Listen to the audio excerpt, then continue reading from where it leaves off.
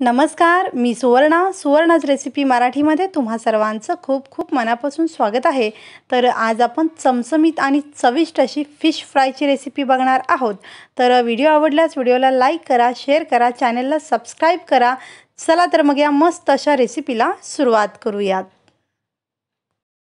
तर इथे मी अर्धा किलो रोहू मासा घेतलेला आहे आणि हा मी स्वच्छ 2 ते 3 पाण्याने धुवून घेतलेला आहे। तुम्ही इथे कोणताही मासा वापरू शकता। आणि मॅरिनेशनसाठी मी इथे 1 चमचा लिंबाचा रस घेतलेला आहे, अर्धा चमचा हळद आणि अर्धा चमचा मीठ घेतलेला आहे। मसाल्यासाठी इथे मी घेतलेलं आहे अर्धा चमचा हळद, 1 चमचा गरम मसाला, अर्धा चमचा मीठ, 1 चमचा लाल तिखट, त्याचबरोबर 1 चमचा इथे मी आले लसणाची पेस्ट घेतलेली आहे। तर इथे मी मासा घोळवण्यासाठी अर्धी वाटी रवा घेतलेला आहे आणि पाव वाटी इथे मी तांदळाचं पीठ घेतलेलं आहे। याच्या व्यतिरिक्त आपल्याला तेल लागणार आहे। तर सर्वात आधी आपण इथे मासा मॅरिनेशन करून घेऊया। तर इथे मी मीठ आणि हळद टाकते सुरुवातीला।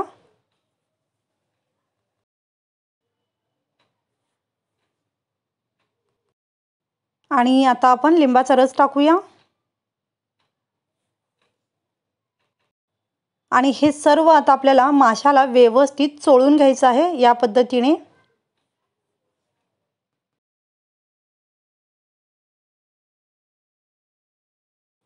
तर हे सर्व मी व्यवस्थित माशाला चोळून घेतलेला आहे आणि आता हा मासा आपल्याला 10 मिनिटांसाठी बाजूला ठेवून द्यायचा आहे। 10 मिनिटांनंतर आपण मसाला बनवूया। तर इथे मी तिखट, मीठ, हळद, गरम मसाला आणि आले लसणाची पेस्ट एकत्र करून घेते आणि अगदी चमचाभर पाणी टाकून याची पेस्ट बनवायची आहे। तर इथे मी मीठ जे आहे पूर्ण माशाला जेवढं लागणार आहे त्याला मी 2 भागामध्ये विभागून मसाल्यामध्ये अर्धा चमचा आणि मॅरिनेशनसाठी अर्धा चमचा वापरलेला आहे। तुम्ही तुमच्या आवडीप्रमाणे मिठाचं प्रमाण, तिखटाचं प्रमाण कमी जास्त करू शकता। तर ही केलेली जी पेस्ट आहे ती आपल्याला परत एकदा या माशांना चोळून घ्यायची आहे। तुम्हाला तिखट जर जास्त आवडत असेल, तिखटाचं प्रमाण वाढवला तरीही चालेल। तर हा मसाला मी व्यवस्थित माशांच्या तुकड्यांना लावून घेते। अशा पद्धतीने आपल्याला व्यवस्थित कोटिंग करून घ्यायचं आहे दोन्ही बाजूनी।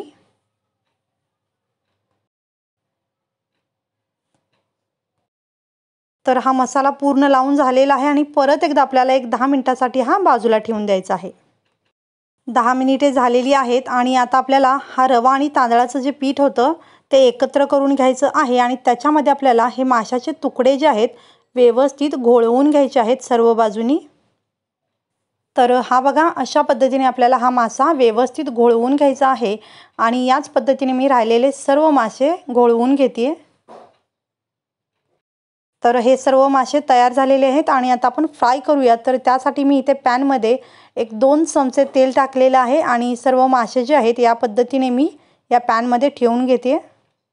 तर हे मासे सर्व मी ठेवून घेतलेले आहेत आणि आता आपल्याला ह्या माशांच्या साइडने आणि वरून थोडंसं तेल सोडायचं आहे। तर साधारण 2 चमचे मी इथे तेल सोडून घेतलेलं आहे आणि एक बाजू चांगली 2 ते 3 मिनिटं होऊ द्यायची आहे आणि त्याच्यानंतर बाजू पलटवायची आहे। तर इथे एक बाजू झाल्यानंतर मी बाजू पलटवून घेतलेली आहे आणि परत एकदा 2 चमचे तेल सोडून दुसऱ्या बाजूलाही मी 2 ते 3 मिनिटे हा मासा फ्राय करून घेते। तर साधारण 3 ते 4 मिनिटांनी परत एकदा मी माशाची बाजू जी आहे पलटवून घेतलेली आहे। तर हे बघू शकता तुम्ही दोन्ही साइडनी हा मासा जो आहे व्यवस्थित झालेला आहे। तर हा मासा तयार आहे। तर पाहू शकता छान कुरकुरीत दोन्ही साइडने झालेला आहे। तर हा मी आता काढून घेते आणि हा चमचमीत, चविष्ट आणि कुरकुरीत मासा तयार आहे। तर व्हिडिओ आवडल्यास व्हिडिओला लाईक करा, शेअर करा, चॅनलला सबस्क्राइब करून बेल आयकॉन नक्की दाबा आणि व्हिडिओ पाहिल्याबद्दल खूप धन्यवाद।